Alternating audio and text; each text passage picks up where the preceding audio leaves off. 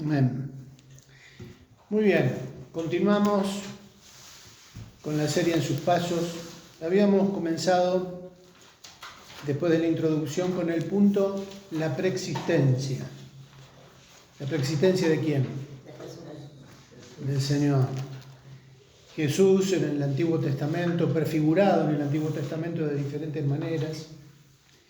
Y en realidad hay un texto que no puse, pero me gustaría compartírselos ahora para que lo agreguen. Entre paréntesis es el Evangelio de Juan, Juan capítulo 5, verso 39 y 45 al 47. Eso entre paréntesis en el punto 4, vieron que en el contenido tenemos punto A, su preexistencia. Después, estamos hablando de la primera hojita, ¿no? Su preexistencia. Compartía la gloria con Dios, compartía la misma esencia con el Padre, obró en la creación del universo. Y el punto 4 dice prefigurado en el Antiguo Testamento. ¿Lo ubicaron? Bueno, ahí al lado, abran un paréntesis y pongan Juan 5, 39, punto y coma, 45 al 47. Vamos a ese texto, vamos a leerlo porque es el mismo Señor Jesús, es el que está hablando ahí, en Juan 5. Y fíjense lo que dice en el versículo 39. Escudriñad las Escrituras, porque a vosotros os parece que en ellas tenéis la vida eterna, y ellas son las que dan testimonio de mí. Y no queréis venir a mí para que tengáis vida. Versículo 40. Jesús les dice, escudriñen las Escrituras. ¿A quién les decía? A los que se suponía que eran expertos en las Escrituras. Y el Señor como que los provoca, les moja la oreja. Escudriñen, ustedes que leen y que saben y que conocen de memoria, escudriñen, es mucho más que conocer de memoria. Escudriñar es profundizar, es sumergirse, es entender el espíritu de la palabra, no solo la palabra. Dice, escudriñen y van a ver que a ustedes les parece que en ellas tenéis la vida eterna y ellas son las que dan, ¿qué escrituras dan testimonio de él? Las del Antiguo Testamento. Todo lo que estaba profetizado acerca de él en el Antiguo Testamento. Y más adelante, del 45 al 47, dice, no penséis que yo voy a acusaros delante del Padre. Hay quien os acusa, Moisés, en quien tenéis vuestra esperanza. Porque si creyeseis a Moisés, me creeríais a mí, porque de mí escribió él. Jesús está ratificando que en el Antiguo Testamento ya se estaba hablando de él. Pero si no creéis a sus escritos, ¿cómo creeréis a mis palabras? Hermoso texto, ¿no? Hermoso pasaje, donde es el mismo Señor el que ratifica esas referencias de él, acerca de él, en el Antiguo Testamento. Bueno, era para anexar eso. Y decíamos que hoy vamos a continuar en el punto B, que tiene como título Su encarnación. ¿Qué dice Juan 1:14? Y aquel verbo fue hecho carne y habitó entre nosotros. Y aquel verbo fue hecho carne. Bueno, Juan comienza su evangelio diciendo, en el principio fue el verbo. ¿Y a quién se refiere? ¿A quién se estará refiriendo cuando dice en el principio fue el verbo? A Jesús. ¿Puedes seguir, Dani? Sí, en el principio era el verbo y el verbo era con Dios y el verbo era Dios. El apóstol Juan comienza su evangelio hablándonos del verbo eterno y divino participando en la creación y enseña que aquel verbo fue hecho carne, sarx, expresión que habla de la condición humana en su totalidad.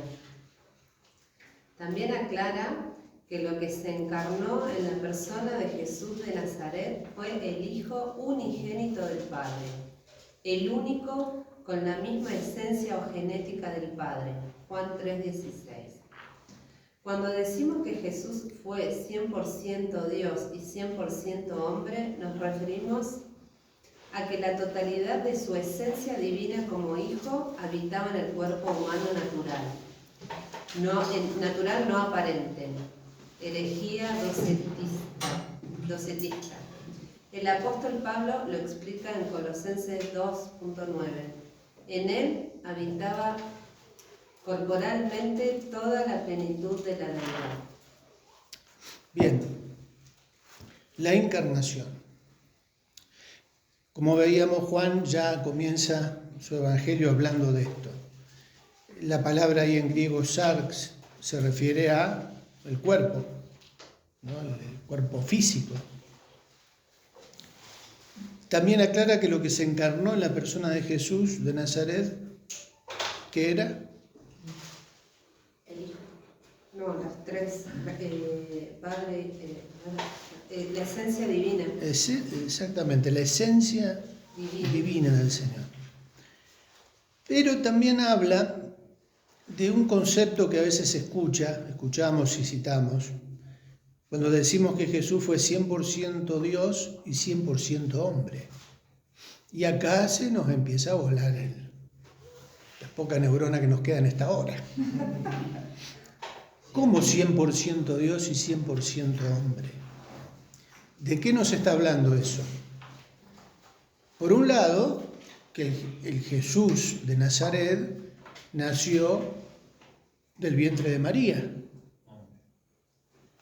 Naturaleza humana, evidente. Pero al mismo tiempo es algo sobrenatural, porque fue concebido por José. ¿Por quién? Por el Espíritu Santo. El Espíritu Santo intervino para que este nacimiento sea algo único, sobrenatural. Por lo tanto, la genética de este Jesús, que nació como un ser humano, tenga parte humana, pero también parte divina. Bueno, vamos a seguir avanzando. Nos referimos a que la totalidad de su esencia divina como hijo habitaba en un cuerpo humano natural, no aparente. Y acá entre paréntesis encontramos un concepto que es herejía docetista. Ahora vamos a ir a eso. El apóstol Pablo lo explica en Colosenses 2.9. En él habita corporalmente una parte de la deidad, 50% de la deidad, 50% deidad, 50% humanidad. No, Pablo dice que en él habita, en su cuerpo, dice corporalmente, toda la plenitud de la deidad. Se nos sigue volando la neurona. Bueno, pero es como que se sigue, en el texto bíblico se sigue afirmando que en Jesús habitaba toda la plenitud de la deidad. ¿Qué es esto de la herejía docetista? ¿O por qué se habla de la herejía docetista? Creo que hay un anexo que creo que los hermanos que están conectados lo tienen. Ustedes no lo tienen. No lo tienen ahí. Pero lo tienen que tener. En algún momento de la historia. Lo van a tener. No, en la carpeta quizás esté. Después fíjate. No sé quién. Acá en el anexo 1, anexo Sí, los 2.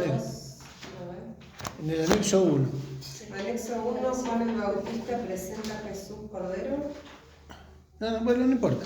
Vamos por ahora, después De anexo 2. ¿Anexo 2? La herejía docetista está en el anexo 2. En el anexo 2. Bueno, después fíjense los que no lo tienen acá en la clase. Acá está, sí, en el anexo 2. En el anexo 2.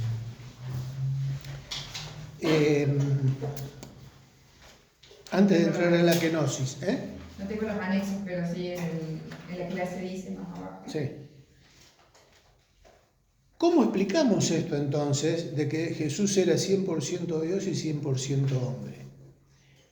¿Y qué es esto de la herejía docetista? En realidad, el término docetismo proviene de una palabra griega que dice doque. No es de 12 de docena, no tiene que ver docetismo con 12, con cantidad. Suena parecido. Pero viene de un prefijo griego que es doque y que tiene que ver con apariencia. Parece. ¿Y qué era lo que sostenía esta herejía? Que Jesús parecía hombre, pero no era hombre. Por eso lo de 12 o doque. El docetismo sostenía eso. Jesús parecía hombre, pero en realidad era como una especie de fantasma o de apariencia, por eso lo de doque. Tenía una apariencia humana, pero no era totalmente humano, era más Dios que hombre. Parecía, por eso podía caminar sobre el agua, por eso podía, no sé, hacer milagros o traspasar las paredes o tener facultades que un ser humano común no tenía. Entonces, a los ojos de los hombres, Jesús era un hombre, pero aparentemente.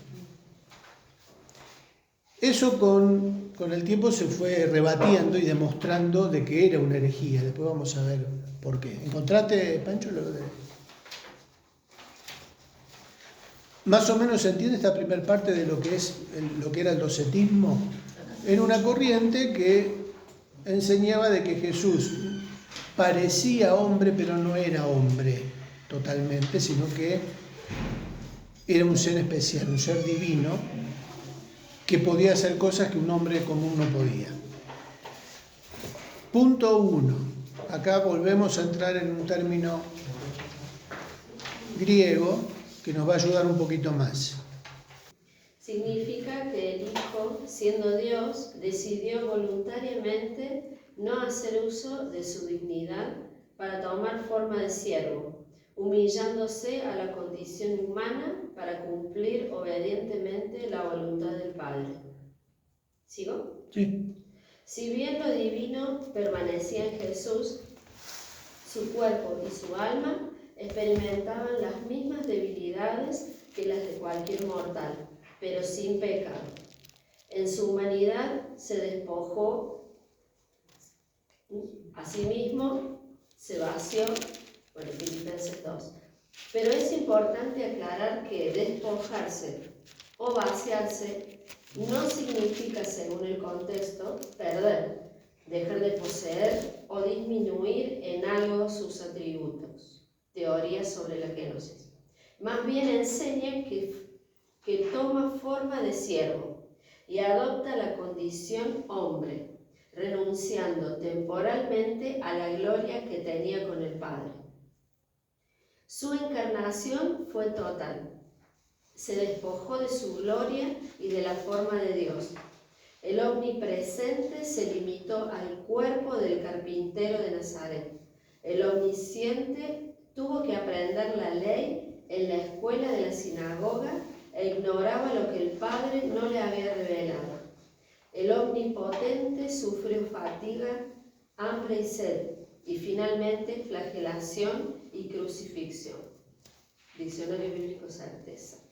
Agregaría que también lloró, se indignó, se enojó, experimentó nuestras mismas emociones y tentaciones.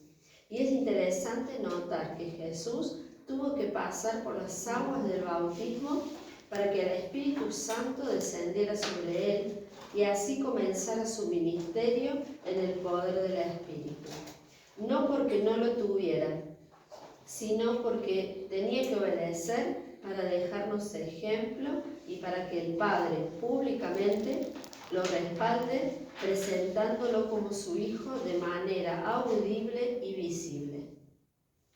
Lo que se encarnó como hombre mortal se vistió de inmortalidad a partir de su resurrección para luego ascender a los cielos como el primer hombre que resucitó para no morir jamás. El Hijo que se encarnó como hombre ahora está con el Padre, con ese mismo cuerpo, pero glorificado. Bien. Acá tenemos mucha información y profunda. ¿Por qué? Porque es como que en estos pasajes que tenemos para leer se concentra esta doctrina que es fundamental para nosotros. Porque nosotros creemos que Jesús es Dios hecho hombre. Se encarnó Dios en la persona de Jesús. Tenemos todos estos pasajes que lo confirman, que lo ratifican. Pero también se sigue hablando, se sigue profundizando en una realidad que para nuestra mente no es fácil comprender. Porque a veces uno se encuentra con versículos en donde hay aparentes contradicciones. Por ejemplo, Jesús decía que solo el Padre sabe la hora en que va a venir el Hijo. Ni los ángeles del cielo ni el Hijo sabe. ¿Cómo que el Hijo no sabe? ¿No es Dios? Triqui nos está diciendo que Jesús es Dios y que no perdió sus atributos divinos. ¿Cómo que no sabe cuándo va a volver? En realidad no sabe o no supo en ese momento, ignoraba. Bueno, acá, por eso está bueno que meditemos, porque en algún momento quizás nos encontremos con alguien que nos haga este cuestionamiento, ¿no? La clave, ahí en Filipenses capítulo 2, Pablo nos dice, versículo 7, dice, versículo 6, el cual siendo en forma de Dios, no estimó el ser igual a Dios como cosa a que aferrarse. O sea que Pablo dice que Jesús, versículo 5, haya pues en vosotros este sentir que hubo también ¿en quién? En Cristo Jesús, el cual, siendo en forma de Dios, no estimó el ser igual a Dios como cosa a que aferrarse. No estimó, no le interesó hacer uso de la plenitud divina, de la plenitud de los atributos divinos. Esto es lo clave, entender. Jesús decidió voluntariamente y temporalmente renunciar a la plenitud de esos atributos divinos. ¿Para qué? Para humillarse, tomando forma de siervo, hecho semejante a los hombres. O sea que no es que Jesús perdió o no tuvo la posibilidad de contar con esos atributos divinos, sino que él voluntariamente decidió, aunque era Dios, y ahí Pablo dice, siendo en forma de Dios, no estimó ser igual a Dios como cosa que aferrar, o sea, como cosa a que retener en sí, sino que se despojó a sí mismo tomando forma de siervo, hecho semejante a los hombres. La palabra kenosis significa vaciarse, se vació. Él se despojó de eso, voluntariamente. Esa es la kenosis, el vaciarse, no porque no tuviera la posibilidad de saber, sino porque decidió no saber. Pero ¿se entiende el punto de lo que significa vaciarse? Se despojó.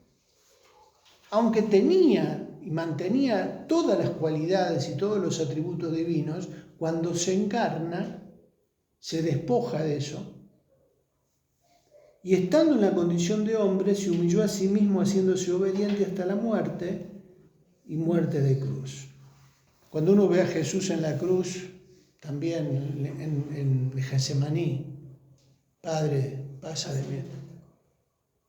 Es el Jesús hombre el que está orando, ¿no? cuando expresa en la cruz al Padre, ¿por qué me has desamparado? ¿Quién está hablando? En ese momento era necesario que él se despojara, inclusive que el Padre lo abandonara. Padre, ¿por qué me has abandonado? O sea, son diálogos que a veces parecen mostrar una faceta de un Jesús que nosotros no quisiéramos que aparezca, ¿no? Pero en realidad está mostrando la humanidad. Por eso cuando decimos el 100% hombre, ahí se estaba viendo el 100% hombre. Por eso agregamos después que Jesús realmente lloró, realmente tuvo hambre, realmente se cansó del camino.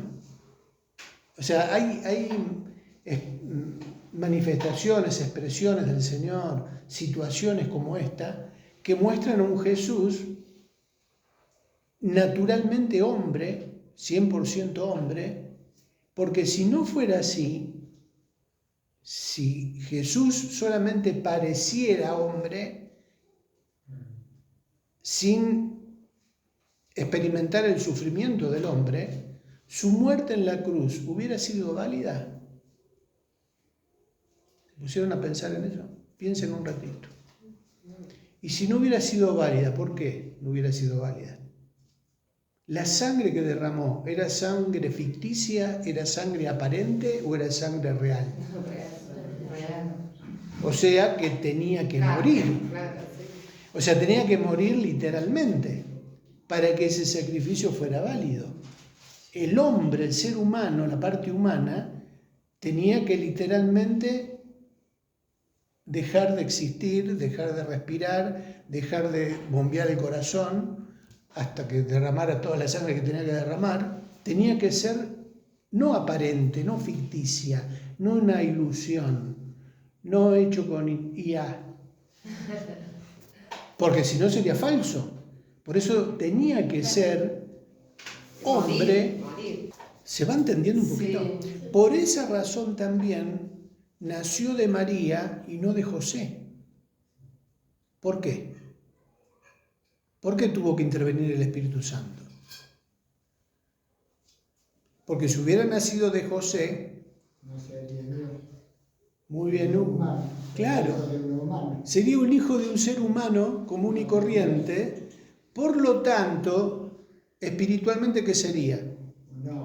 Un hombre, ¿y qué más? Tendría pecado. Tendría pecado.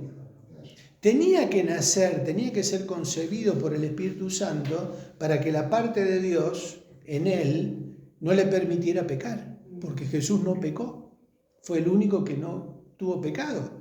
Reunió la condición para poder ser el sustituto de para nuestra salvación. O sea, él fue el que murió y que cumplió el requisito fundamental porque no tenía pecado. El cordero tenía que ser sin mancha y sin contaminación. El único que reunió esa condición y que pudo cumplir con el requisito para nuestra salvación fue Jesús. Por lo tanto, tenía que nacer, tenía que ser concebido por el Espíritu Santo, pero al mismo tiempo tenía que derramar sangre. ¿No fue perfecto el plan de Dios? Es espectacular. Es espectacular. O sea, Dios ya lo había diseñado de esa manera en la eternidad. Ya lo había diseñado, lo había programado así porque era la única manera en que Jesús pudiera ser aquel que pagara por nuestros pecados en la cruz y que su sacrificio sea efectivo. Ningún otro podría hacerlo. Es impresionante. Ya con esto, ya sabiendo esto, tenemos que terminar acá y adorar al Señor y darle gracias, porque fue un plan perfecto y se cumplió a la perfección. Por eso la herejía docetista es una herejía. ¿Se entiende ahora por qué? Porque si el docetismo se sostuviera, Jesús, el Jesús que derramó su sangre, derramó una sangre aparente, parecía sangre pero no era sangre. Por lo tanto no es válido ese sacrificio. ¿Se redondea un poquito? Impresionante. Bueno, ¿por dónde quedamos? Filipenses, ya leímos, 2, 7 y 8. Se encarnó como hombre mortal, se vistió de inmortalidad a partir de la resurrección para luego ascender a los cielos como el primer hombre que resucitó para no morir jamás. 1 Corintios 15, ¿se acuerdan que 1 Corintios 15 es el capítulo por excelencia donde el apóstol Pablo desarrolla la doctrina de la resurrección? Y ahí habla, en ese capítulo, de que así como Jesús resucitó, también nosotros vamos a resucitar. Con un cuerpo que va a ser a semejanza del cuerpo suyo. O sea que esto que experimenta Jesús en su resurrección, de un cuerpo que había literalmente, había estado muerto, literalmente, derramó sangre, sus funciones vitales cesaron literalmente como un ser humano, al tercer día, ¿qué pasa? Y la resurrección implica que aquello que había dejado de latir, de vivir, de respirar, ahora recupera otra vez esas funciones vitales después de 3 días, pero hay una diferencia. Eso que resucita con un cuerpo nuevo. Ese cuerpo pasa a ser distinto en su composición, hasta su composición química. O sea, todo pasa a ser distinto. ¿Por qué? Porque es un cuerpo que ahora está preparado para la eternidad. Es un cuerpo que ya no va a volver a desgastarse, no se va a volver a enfermar, no va a volver a tener hambre. Es un cuerpo que no va a necesitar del oxígeno para respirar en el espacio. No va a tener que ponerse un tubo o para respirar abajo el agua.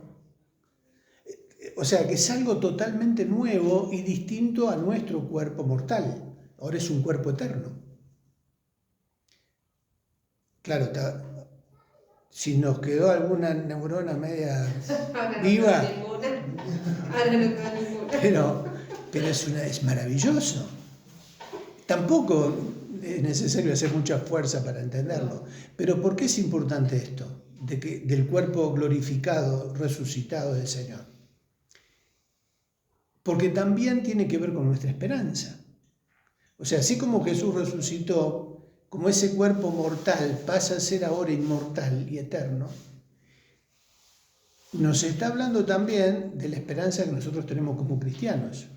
También este cuerpo que nosotros tenemos ahora, físico, va a ser transformado a la semejanza del cuerpo de la gloria suya, dice Pablo. Jesús, cuando asciende al cielo, ¿qué ven los discípulos? ¿Cómo lo ven? ¿Se acuerdan ahí en Hechos? Entre las nubes. Él sube, asciende al cielo y lo ven que entre las nubes se va para arriba. ¿Qué vieron? ¿Algo aparente? No. Creían en el docetismo, lo dicen. O sea, lo que estaban viendo era un cuerpo con una materia que en ese momento se elevaba, o sea que la atmósfera y la, ¿cómo se llama? La gravedad, tiene que ser hasta ahora ya, no tenía efecto sobre ese cuerpo. Después de resucitado, ¿qué hace Jesús para demostrar que tenía un cuerpo? Cuando se le aparece a los discípulos. Come. Pide de comer. A ver, muchachos, ¿qué tienen? Pancito, miel. con Tomás, ¿qué hace? Le muestra, Gracias. pero pone el dedo, fíjate que es un cuerpo. No es que el dedo pasaba de largo así, no es que cuando comía o cuando bebía Se le veía la comidita. se le caía la comida, porque vieron como las películas estas de... El gordo, no, ¿cómo era? No, los tres chiflados. Había un capítulo de tres chiflados que aparecía un fantasma que le daban de tomar y se le caía por las costillas el fantasma. No, no era así Jesús. Era un cuerpo que podía contener. ¿Necesitaba comer? No, ¿Necesitaba saciar el hambre o la sed? creo que no. No necesitaba, pero que podía contener en su cuerpo eso, podía. Por eso va a haber una boda del Cordero. Claro. Qué pena. Espero, que forma parte de nuestra esperanza. Juan 21, en la costa. ¿Con qué esperó Jesús a los discípulos cuando volvían de pescar? Comida con pescado. Un asadito, un asado. ¡Qué grande! Como le buscamos la vuelta, ¿no? Cuando queremos. Brasas. Brasa habla de un asado. Brasas y un pez encima. Y pan. Un detalle ahí. El pescado, pero también pan. Esto es para que nos alienten en la fe y en la esperanza. O sea que este Jesús que resucita de esta manera, aún resucitado, no era un cuerpo aparente, era un cuerpo real. Volviendo a lo de la kenosis, Él decide encarnarse y voluntariamente lo hace no haciendo uso pleno de sus atributos. Eso también es importante entenderlo. Aunque sea difícil, pero no es que Él no disponía porque lo perdió. Esa es la teoría kenótica, ¿no? Las teorías kenóticas. No es que se vació porque Él lo decidió, dicen las otras teorías, sino porque al hacerse hombre perdió. No, nunca perdió nada. Nunca perdió nada el Señor. Él voluntariamente decidió restringir la plenitud de sus atributos, porque en Él sí habitaba corporalmente toda la plenitud de Dios. Hermoso, hermoso. Por eso no hay que dejarse confundir por las herejías que también van a aparecer. Algunas están apareciendo en donde ningunean al Señor, como que lo de Jesús no fue importante, ¿no? ¿Cómo que no fue importante? ¿O cómo que fracasó Jesús en su venida a este mundo? No, Él cumplió perfectamente con el plan de Dios. Con lo que estaba escrito, aparte. Y también nos deja a nosotros la certeza de que un día vamos a verlo con ese mismo cuerpo que fue resucitado, porque Él ascendió con ese cuerpo. Está sentado a la diestra del Padre, no aparentemente con un cuerpo, no, está con el cuerpo ese, resucitado, glorificado. Por eso también la esperanza que nosotros tenemos es que cuando se produzca la segunda venida del Señor, los muertos en Cristo van a resucitar con ese cuerpo. Y los que estén vivos también van a ascender a las nubes, así como ascendió el Señor, con un cuerpo nuevo, glorificado. Impresionante. ¿Cuándo se va a producir eso? Cuando se dé el momento de que Jesús va a regresar para encontrarse con los que creyeron en Él.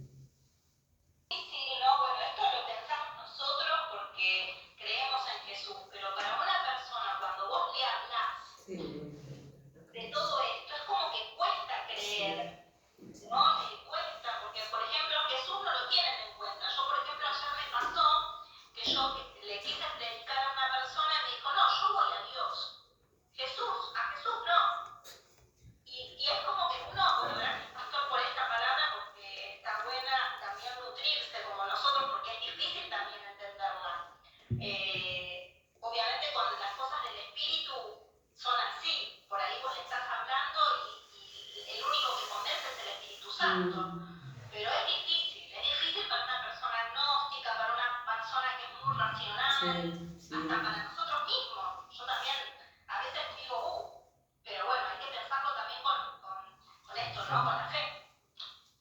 Claro. Aparte, estuvimos viendo textos que son importantes aprenderlos, porque ratifican la deidad de este Jesús hecho hombre y todas estas promesas que también nos afectan a nosotros, pero Jesús es el antecedente que a nosotros nos genera esta esperanza. En el caso de Jesús era Dios hecho hombre. ¿Por qué, como decíamos recién, y como te pasó a vos, hay gente que ningunea a Jesús y no le da el valor que tiene como el Dios encarnado? Porque también hay mucha influencia de sectas y de filosofías. Por ejemplo, los testigos de Jehová no creen en la deidad de Jesús, como también los mormones, o como puede haber alguna otra rama del cristianismo, entre comillas, que al negar la deidad, lógicamente, tienen a Jesús como en otra categoría, como en otra manifestación, pero sin ser Dios. Por eso dicen, no, yo con Jesús no, directamente con Dios. Pero si Jesús es el camino. Pero aparte, es el Dios hecho hombre, porque todos los pasajes que tenemos en la Biblia. Entonces, bueno, está bueno que aprendamos también a utilizar toda esta información que estamos viendo acá para afirmar primero en nosotros, porque como decimos, nuestra cabeza por ahí no nos da tanto, pero al ver cómo en la Biblia Dios se encargó de inspirar con el Espíritu Santo a los autores para que nos digan qué pasó con Jesús, por qué se despojó a sí mismo, por qué se hizo carne, aquel verbo se hizo carne. ¿Habla de una encarnación o no? Sí. ¿Qué se puede encarnar? Algo que no estaba encarnado. Muy bien, Pancho. Pero en este caso, tiene que ser algo que no haya sido antes materia, que haya sido espíritu. Dios es espíritu. Anoten este texto también porque vino ahora. Pero digo, ¿se entiende el razonamiento? Para que algo se encarne, previamente tuvo que estar en otro estado. Si no, ¿cómo se va a encarnar? ¿Ya está hablando de la preexistencia de Jesús o no? Sí. Preexistía, estaba en otro plano, en otro nivel, era espíritu junto con el Padre, pero se encarna. Solamente Dios puede hacer eso. Y también es el mismo cuerpo que se encarna el que muere, literalmente, y después vuelve a recuperar un estado eterno. Jesús decía que él podía entregar su vida y volverla a tomar. Impresionante. Solo Dios puede hacer eso. Entonces nos está hablando de la deidad del Señor, de su preexistencia, de su encarnación, de su resurrección y de su estado en este momento con un cuerpo glorificado. Impresionante. Espero que este material nos sirva para eso, para reafirmar esto. Entonces podemos decir, no, las teorías kenóticas y la herejía docetista no tiene sustento. No se pueden aceptar porque la palabra nos dice otra cosa. Nos da la información acerca de alguien que se encarna de la manera que se encarna, naciendo de María, concebida por el Espíritu Santo, para que toda su vida y su obra y su sacrificio sea válido. Impresionante, plan perfecto. Y en el punto 2 tenemos como título propósito de la encarnación. Por lo menos vamos a ver algún puntito. El primero, ¿para qué se encarnó? Porque estamos hablando de que se encarnó. Bueno, si bien ya hablamos algo, hablábamos de la kenosis, las teorías, y el punto 2 dice propósito de la encarnación. Sofi, te senté. Punto A. jamás, el unigénito Hijo, que está en el seno del Padre. Él le ha dado a conocer. Dios se reveló de diferentes maneras, pero se dio a conocer plenamente a través de su Hijo. Su carácter, su corazón, sus propósitos eternos, su propia gloria, se manifestaron en la persona de Jesucristo. Bien.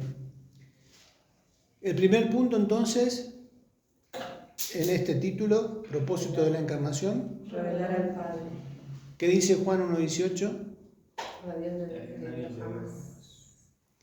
El unigénito Hijo que está en el seno del Padre, Dios le dio a conocer. Él le ha dado a conocer, o sea, Él dio a conocer al Padre. ¿Quién puede dar a conocer algo?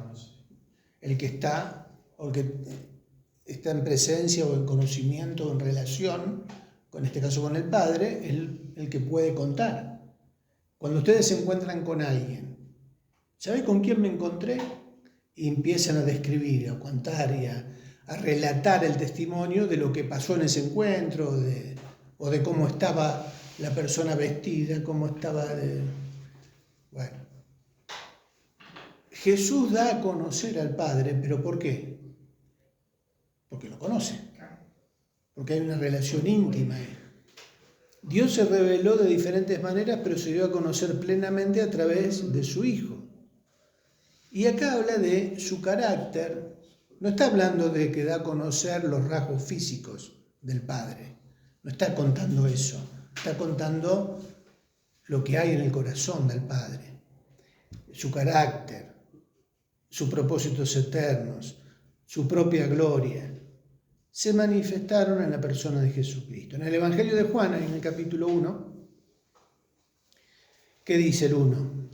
En el principio era el verbo y el verbo era con Dios y el verbo era Dios. Bien. 14. Y aquel verbo fue hecho carne y habitó entre nosotros y vimos su gloria, gloria como del unigénito del Padre, lleno de gracia y de verdad. Y vimos su gloria. Acá ya estamos entrando en el último punto, la glorificación. Pero Juan dice, vimos su gloria, pero ¿a qué compara la gloria que vieron? Gloria como del unigénito del Padre. Y uno diría, pero ¿cómo? Juan, ¿en qué momento ya vio la gloria del Padre para compararla con Jesús? En realidad, ¿qué está marcando? Una diferencia. No es una gloria humana, no es una gloria pasajera, no es una gloria superficial, temporal. Está hablando de la gloria del Padre. Abro un paréntesis, me voy a otro tema, pero algunos sostienen de que Juan escribe el Evangelio después de Apocalipsis. Otros sostienen que lo escribe antes de Apocalipsis.